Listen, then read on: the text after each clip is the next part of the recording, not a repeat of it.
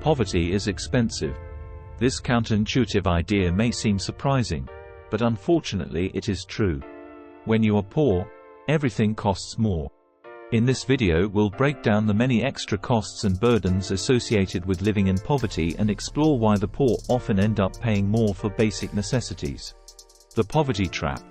First, let's talk about why it is actually more expensive to be poor. At the most basic level, those living in poverty simply do not have as much disposable income or savings. This means they cannot buy in bulk, take advantage of sales or discounts, buy higher quality items that need less replacing, or invest in services that save money over the long run. They pay for things up front at higher per unit costs. For example, buying a cheap $10 pair of shoes that falls apart after 3 months versus investing $50 in a quality pair that lasts 5 years. Those living in poverty don't have the luxury of being able to save and spend more upfront.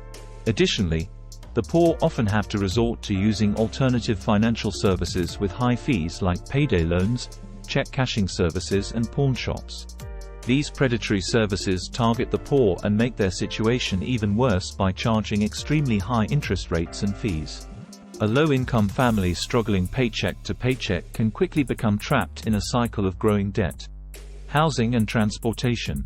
Two areas where the poor pay substantially more are housing and transportation. In terms of housing, those with low incomes generally cannot afford high security deposits or pass credit checks required to rent nicer apartments in safer communities. They are forced into more run-down, higher crime neighborhoods. Beyond that, research shows that the poor often end up paying more per square foot to rent or own a home despite having housing of lower quality. Landlords frequently exploit those living in poverty knowing they have few alternative options for housing. Maintenance and utilities also tend to be higher in low-income housing. With transportation, not being able to afford a reliable car means relying on alternative modes that require more time and money. Whether it's costly monthly bus passes, high taxi fares, or losing work hours by having an unreliable car, time and money add up quickly. Owning an unreliable used car also means paying for lots of maintenance and repairs too. Food costs and health. Food is something everyone needs. But shoppers with lower incomes pay more per calorie to fill their fridge. That's because they cannot drive to large supermarkets with lower prices as easily and end up shopping at small corner stores and convenience stores closer by. These stores almost always charge higher prices, sometimes dramatically higher. Eating healthy is also much more expensive. Low-income shoppers often have to resort to cheaper high-carb, high-sugar foods that lead to worse health. Poor health from lower quality food and lack of preventative healthcare then leads to even higher medical costs down the road. Studies show the poor spend a higher percentage of their income on out-of-pocket healthcare costs despite having government insurance more often. Fees and fines. From overdraft fees at banks to interest on credit cards and late bill payments, the poor face more fees and fines. Late fees are common when living without financial stability and coping with unexpected setbacks like a car repair. Unpaid fines then pile up from parking tickets, traffic violations, or missed court fee payments. Interest rates and fees at banks are higher for those without minimum balances too. Over time, these fees become a meaningful financial drain for those in poverty. Barriers to opportunity.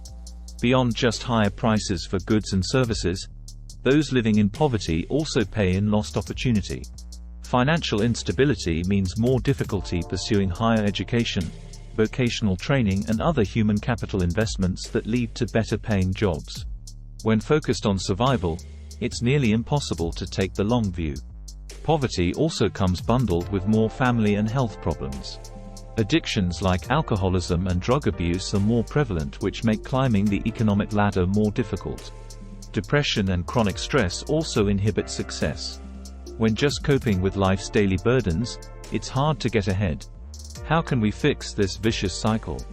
So we've explored the many reasons why poverty is so incredibly expensive. What can be done to change things?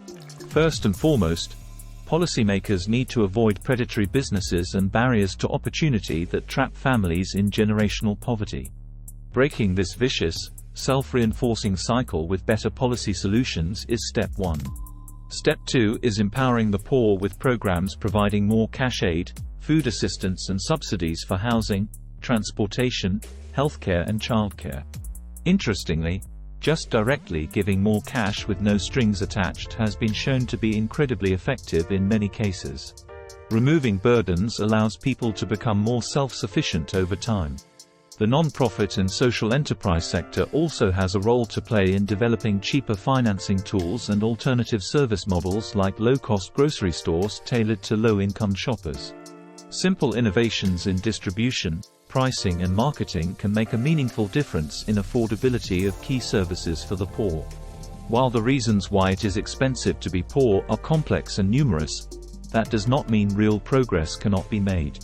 A mix of better public policy, charitable giving and smart innovations by social entrepreneurs can slowly but surely start to break this vicious and costly cycle trapping so many families. Conclusion. In closing, the data clearly shows poverty costs more. Every aspect of life is harder when you are poor, despite the belief that, at least, things are cheap. While the reasons why are nuanced, understanding this reality is important for countering common stereotypes and narratives about those living in poverty. Progress addressing this huge social challenge certainly won't happen overnight. But government, non-profits and social enterprises can make headway on costs over time with smart innovations.